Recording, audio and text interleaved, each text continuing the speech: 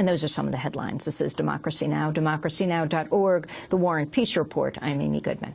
We begin in Israel, where a state funeral is held today in front of the Knesset, the Israeli parliament, for former Prime Minister Ariel Sharon. He died Saturday after 8 years in a coma. He was 85 years old. He'll be buried in a state funeral today at his home in southern Israel. The U.S. was among 18 countries, to send delegations to attend Sharon's funeral, along with Middle East International Envoy Tony Blair and the Russian and German foreign ministers. At a state memorial in Jerusalem, Vice President Joe Biden remembered Sharon as a controversial but bold military leader and statesman. When he told 10,000 Israelis to leave their homes in Gaza in order, from his perspective, to strengthen Israel, I can't think of much more controversial. As a student of the Jewish state, I can't think of a much more difficult and controversial decision been made. But he believed it, and he did it. The security of his people was always Arik's unwavering mission, an unbreakable commitment to the future of Jews, whether 30 years or 300 years from now. That was Vice President Joe Biden speaking during Ariel Sharon's memorial. Thousands of Israelis came to pay their respects as his coffin lay in state outside the Parliament building in Jerusalem.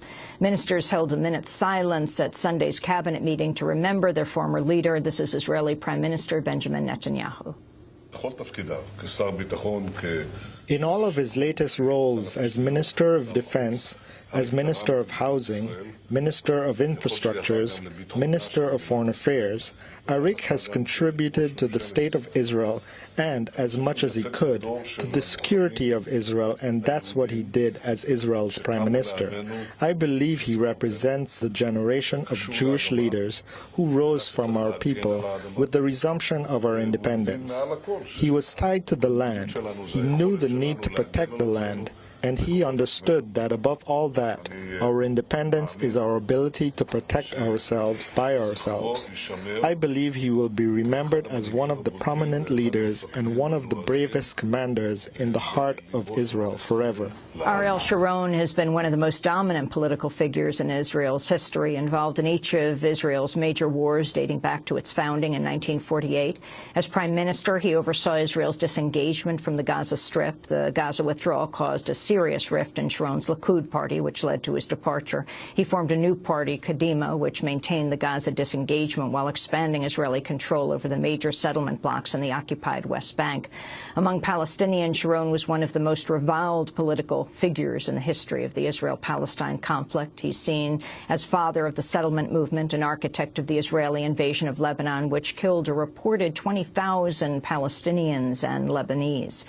An Israeli commission of inquiry found Sharon had indirect responsibility for the massacre of over 1,000 Palestinian refugees at the Sabra and Shatila camps in Lebanon in 1982.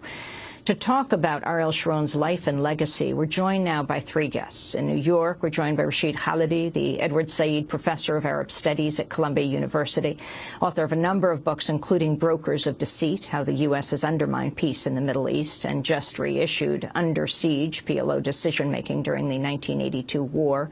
Joining us from his home in Massachusetts by phone, Noam Chomsky, world-renowned political dissident, linguist, and author, Institute Professor Emeritus at Massachusetts Institute of Technology, where he's taught for more than 50 years. His 1983 book, The Fateful Triangle, is known as one of the definitive works on the Israel-Palestine conflict and the 1982 invasion of Lebanon.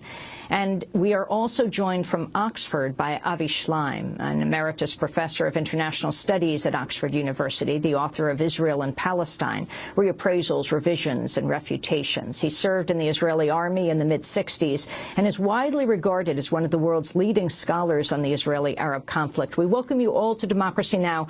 Let's go first to the Israeli historian, Avi Schleim. Your response to the death of Ariel Sharon, what you feel he should be remembered for. Ariel Sharon is one of the most iconic and controversial figures in Israel's history. he was a deeply flawed character, renowned for his brutality, mendacity, and corruption. Despite these character flaws, he is a major figure in shaping Israel's modern history. He was one of the 5 most influential figures who left a deep mark on modern Israel. The first was David Ben-Gurion, the founder of the state, who in 1949 concluded the armistice agreements with the neighboring Arab states, the only internationally recognized borders that Israel has ever had. Second was Levi Eshkol, who in the aftermath of the June 1967 war presided over the transformation of Israel from a plucky little democracy into a brutal colonial power. The third was the Likud leader, Menachem Begin, who signed the first peace treaty with an Arab country. He signed the peace treaty with Egypt in 1979. The fourth was Yitzhak Rabin, the only Israeli prime minister who went forward on the political front towards the Palestinians, and he did this by signing the Oslo Accord in 1939 and clinching the historic compromise between the two nations with the iconic handshake with Yasser Arafat on the White House lawn.